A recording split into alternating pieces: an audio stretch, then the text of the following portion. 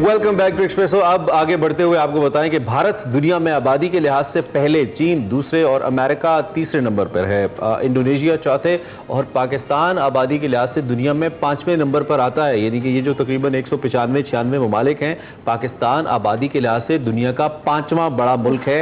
इसकी कुल आबादी इस वक्त तकरीबन 24 करोड़ से जायद है। एक अंदाजा ये भी कहता है कि 2044 तक अगर इसी रफ्तार से पाकिस्तान ने आबादी में तरक्की की तो ये आबादी दुगनी हो जाएगी। यानी कि अगर अभी 24 करोड़ है तो ये 48 करोड़ या 50 करोड़ तक भी पहुंच सकती है। And it's a huge number.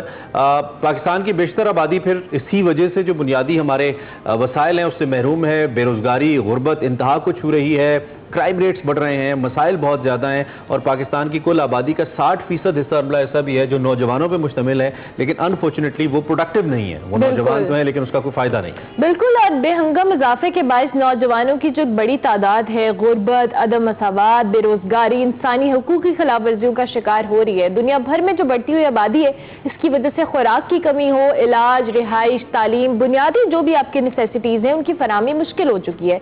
जबकि इसके साथ साथ जो इंफ्रास्ट्रक्चर है, माहौलियाती मसाइल हैं, वो भी इसके साथ एड ऑन हो जाते हैं। बढ़ती हुई आबादी मुस्तकबिल में किन मसाइल से हमें दो चार कर सकती है?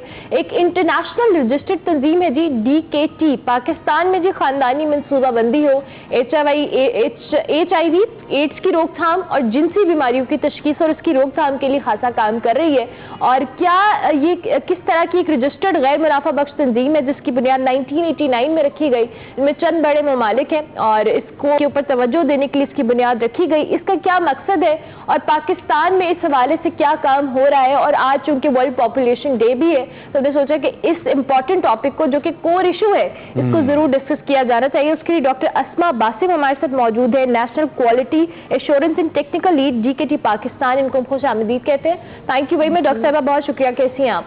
अल्हम्दुलिल्लाह बिल्कुल ठीक ठाक, और मैं आपकी बहुत बहुत थैंकफुल हूँ कि आपने मुझे इस प्लेटफॉर्म पे thank you so much for coming. Doctor साहब, बहुत बड़ा इशू है जिसको हम उस तरह से डिस्कस नहीं कर रहे या हमारी तवज्जो इस जानिब नहीं है क्योंकि आबादी बढ़ना और इससे रिलेटेड बहुत सारे इश्यूज का बढ़ना ये एक मुल्क के लिए एक बहुत बड़ा कोर इशू, आप जिस तरह से पहले भी कह रही थी। अब हम पाकिस्तान में मसाइल को देखें और आबादी बढ़ने के मसाइल को देखें, क्या वजूहात आप समझती हैं और क्या इसका आप एक हमें ब्रीफ एनालिसिस दे सकती हैं? इसकी बुनियादी वजह ये है कि इस टॉपिक पे कोई बात करना नहीं चाहता। हर कोई इसको एक बहुत ही सेंसिटिव इशू है, उसको कोई टच नहीं करता, पॉलिसी मेकिंग वाले भी नहीं इसको टच करते। लेकिन अगर हम लोगों की बात करें तो उनको फैमिली प्लानिंग की असल जो डेफिनेशन है वही नहीं पता। सब लोगों के जहन में यही मिसकंसेप्शन है कि शायद अगर हम फैमिली प्लानिंग या खानदानी मनसूबाबंदी पे बात करते हैं तो शायद हम आ गए हैं कि हमने बच्चे बंद करवा देने। ऐसा नहीं है, ये एक प्लानिंग है जिसमें आपने ये देखना है कि माँ की सेहत इस चीज़ की इजाज़त देती है कि वो प्रेग्नेंट हो सके। अब हमारे यहाँ जैसे अर्ली मैरिजेस बहुत कॉमन हैं, 18 साल से पहले शादियाँ हो जाती हैं, तो बहुत सारी माएँ तो अभी उस एज तक पहुँची नहीं होती। 18 साल तक तो उसकी अपनी ग्रोथ हो रही है, तो वो प्रेगनेंसी कैसे कर कि वो माँ बन सके, कि वो माँ बन सके। ये चीज़ लोगों को नॉलेज नहीं है। आइडियल एज जो है वो 18 to 35 है। अब 35 इयर्स के बाद भी अगर प्रेगनेंसी हो रही है तो बच्चे में एबनॉर्मेलिटीज़ के चांसेस बढ़ जाते हैं, डाउन सिंड्रोम वगैरह, और माँ में डायबिटीज़ और हाइपरटेंशन बढ़ जाती है। लोगों को इस चीज़ का इल्म नहीं है। दूसरा ये चीज़ आ जाती है कि स्पेसिंग का बिल्कुल नहीं पता। इवन कुरान पाक में ये लिखा हुआ है कि एक बच्चे को 2 साल तक माँ दूध पिलाए, तो ऑब्वियसली 2 साल का बच्चा होना चाहिए। और यही WHO कहती है कि अगर एक बच्चे की डिलीवरी हो गई है तो 2 साल का जो है 2 इयर्स के बाद आप प्लान करें बिल्कुल कंसीव करने के लिए। कितनी आपके फैमिली में बच्चों की तादाद होनी चाहिए, it depends upon your economical status. इस मामले में हम चूंकि एक तो ये है कि जब भी हम बात करते हैं हम भी बड़े फॉर्मल रहते हुए बात करते हैं। मैं चाहता हूं कि इस पे खुल के बात होनी चाहिए। जैसे चीन का एक मॉडल हमारे सामने है। चीन एक पॉलिसी लेकर आया कि पहले आप एक बच्चा पैदा कर सकते थे, फिर फैमिली के अंदर 2 बच्चों की उन्होंने इजाजत दी, और शायद यही वजह थी कि उनकी आबादी भारत से कम हो गई, भारत उससे आगे चला गया। और मुझे लगता है जिस स्पीड से हम जा रहे हैं पर कैपिटा हम भारत से आगे ही हैं अगर हम अपने वसाइल को देखें। तो क्या पाकिस्तान ऐसी कोई पॉलिसी नहीं لا سکتا, یقینی طور پہ نہیں لا سکتا. مجھے پتا ہے کہ آپ جن خطوط پہ سوچ رہے ہیں, یہاں پہ ریلیجس ایلیمنٹس ہیں, یہاں پہ اسلام کو ہر چیز کے اندر ایسے پورٹری کیا جاتا ہے کہ اسلام سختی کرتا ہے, حالانکہ بہت سارے معاملات کے اندر اسلام لاجیکلی چلنے کی ہمیں اجازت دیتا ہے. اس پہ کیا کہیں گے آپ پالیسی میٹر کی؟ دیکھیے اس ٹائم پہ نا ہم لوگوں کو بجائے اس کے کہ نمبر یا کوانٹٹی پہ ہم فوکس کریں, ہمیں کوالٹی پہ فوکس کرنا چاہیے. اگر ہم ایک بہت بڑا میس ناکارہ لوگوں کا پیدا کر کے لا رہے ہیں جو کہ معاشرے پہ بوجھ ہیں, اس سے بہت بہتر ہے کہ ہمارے پاس کم لوگ ہوں جو کمپیٹنٹ اور قابل ہوں, جس سے ہمارے ملک کو کوئی فائدہ حاصل ہو سکے. اب اگر ہم فیملی پلاننگ کے ہی میتھڈس کا دیکھیں تو بہت سارے لوگ ہیں جن کو ضرورت ہے لیکن ان کو یہ نہیں پتا کہ ہم نے جا کے لینا کہاں سے ہے, بالکل پہنچ یا ریچ نہیں ہے ان کی. سپوز اگر کوئی چلا بھی گیا ہے, اب وہ جو سائیڈ ایفیکٹس کی ان سے اتنا زیادہ وہ اسکیئرڈ ہو جائے گا, یا متس اینڈ مسکنسیپشن کمیونٹی میں اتنی ہوں گی کہ وہ اس سے ڈرے گا کہ شاید میں بانجھ پن کا شکار ہو جاؤں گی میتھڈس کو یوز کر کے. اچھا ڈاکٹر صاحب, یہ آپ نے بات کی ہے, یہ اس طبقے کے حوالے سے بات کریں جن کو اویئرنیس نہیں ہے, اور میں نے بہت سارے ایسے پڑھے لکھے لوگ بھی دیکھے ہیں جن کے اندر اس بات کی اویئرنیس نہیں ہے کہ فیملی پلاننگ نام کی کوئی چیز ہے. آپ کو اپنے وسائل, اپنے تمام تر صورتحال دیکھ کے ایک بچہ پلان کرنا چاہیے, اور سب سے بڑھ کر آپ نے اس کی تربیت کرنی ہے, اس کی پڑھائی ہے, دیگر معاملات ہوتے ہیں. تو یہ جو ڈفرینس ہے, چاہے وہ پڑھے لکھے لوگ ہیں چاہے وہ اس طرح سے پڑھے لکھے نہیں ہیں, ان دونوں میں یہ ریشو ہے کہ لوگ فیملی پلاننگ کی طرف نہیں جاتے ہیں. نہیں جاتے. اس میں دیکھیں پریگنینسی تو ہے نا, اسی لیے ہم لوگوں کی جیسے آرگنائزیشن ہے DKT ہے, اس میں اس کے علاوہ گورنمنٹ والے بھی ہیں, سارے پاپولیشن والے ہیں, ہیلتھ والے ہیں, یہ سب لوگ کام کر رہے ہیں, اور بھی NGOs ہیں وہ بھی اپنی اپنی جگہ پہ کام کر رہی ہیں.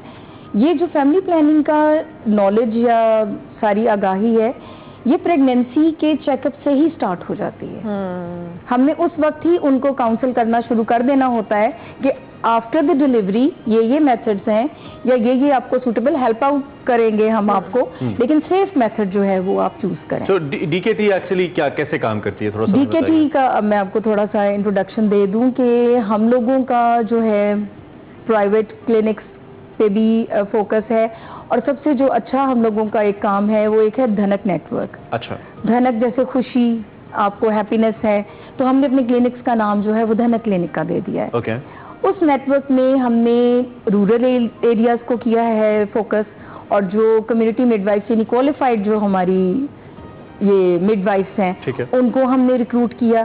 اور اس کی جو ایک ڈفرینٹ چیز یہ ہے کہ اس میں IRMNCH اینڈ پاپولیشن ویلفیئر یعنی گورنمنٹ پبلک پارٹنرشپ کے ساتھ یہ ہے. اب جب ادھر سے ہمیں پرووائڈ ہو گیا پورا نیٹ ورک کہ یہ والے آپ کے کلینکس ہیں یا یہ ایریاز ہیں, تو ہم لوگوں نے ان کی کنسٹرکشن میں ہیلپ آؤٹ کی, کلینکس بنائے, اور وہ اوور 1200 کلینکس ہیں all over the Pakistan. Points جو ہیں وہ گورنمنٹ نے پوائنٹ آؤٹ کی جی, یعنی ہم نے ان سے پوری پرمیشن لے کے ان کی کولیبریشن میں یہ کام کیا ہے, پارٹنرشپ ہوئی پبلک پرائیویٹ. ایگزیکٹلی. اس کے بعد پھر ہم نے ان CMWs کی پراپر جو ٹیکنیکلی اور ان کی اسکل کو امپروو کیا, ان کا نالج امپروو کیا, ان کے جو کلینک میں انوائرمنٹ ہے اس کو کیسے ہم نے اسٹیرلائزڈ وے میں ہر پروسیجر کرنا ہے, کوالٹی پہ فل انفیکشن پریونشن پہ کوالٹی رہے. ریزلٹس کیا نکلے ہیں کیونکہ ٹائم کم ہے, میں چاہتا ہوں ذرا چیزیں کور ہو جائیں. ریزلٹس کیا نکلے ہیں آپ کے؟ ریزلٹس اس کے بہت اچھے ریزلٹس نکلے کہ ایسی جگہوں پہ اگر کبھی آپ کو موقع ملے یا نیکسٹ ہم پروگرامس میں ہم آپ کو وہ کلینکس بھی دکھا سکتے ہیں. اتنی دور دراز کے علاقوں میں وہ کلینکس ہیں, لیکن اس ایریاز میں long term short term method جتنے بھی ہیں وہ سب کمیونٹی میں ٹھیک ہے. اچھا ڈاکٹر صاحب, اب اس آج چونکہ ورلڈ پاپولیشن ڈے کو بھی ہم اس حوالے سے بھی ڈسکس کریں, اب کیا سولوشنز ہو سکتے ہیں جس کی طرف ہم جائیں, اور یہ جو ہم 2044 کی بات کر رہے تھے کہ ہماری آبادی ڈبل ہو سکتی ہے, اس کو کسی حد تک کنٹرول کیا جا سکے, لوگوں کے اندر ایک اویئرنیس ہو, چاہے وہ پڑھے لکھے لوگ ہیں یا نہیں پڑھے لکھے, کیا سجیشنز آپ دیں گی ان دا اینڈ؟ سجیشنز کے علاوہ بھی ہم تو بینگ ان DKT ہم یہ کام کر رہے ہیں. اس میں جیسے میں نے آپ کو بتایا کہ ٹریننگز ہیں بہت ساری, اس کے علاوہ ہم نے سوشل میڈیا سے بہت ساری کیمپینز چلائی ہیں جس میں لوگوں کو اویئرنیس ملے. ایون سائیڈ افیکٹس جو ہیں ان میتھڈس کے ان کے اوپر بہت بات چیت ہوتی ہے تاکہ لوگوں کے لیے یہ کوئی بہت بڑا اسٹگما نہ بن جائے کہ ہم یہ یوز نہیں کر سکتے. اس کے علاوہ ہم نے یوتھ کو انوالو کیا ہے, اس میں ایک پروگرام ہم نے اسٹیلر ایوارڈز کا کیا, اس میں कॉलेजेस के जो स्टूडेंट्स हैं उनको as a brand ambassador use किया, उन लोगों को हमने अवेयरनेस दी।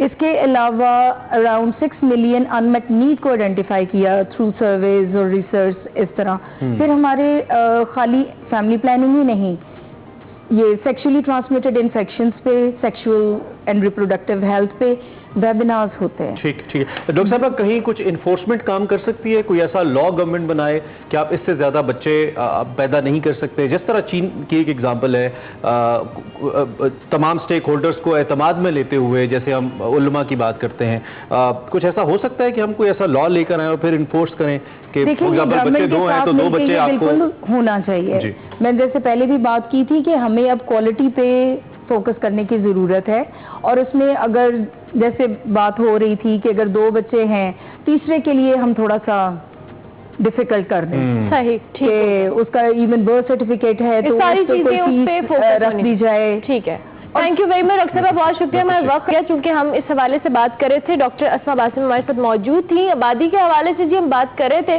कंट्रोल करने की ज़रूरत है और इस पर जो गवर्नमेंट की पॉलिसीज़ हैं वो होनी चाहिए और उन पर इम्प्लीमेंट भी होना चाहिए। अभी हम एक ब्रेक लेंगे, ब्रेक के बाद वापस आएंगे। आप देखते रहिए एक्सप्रेस।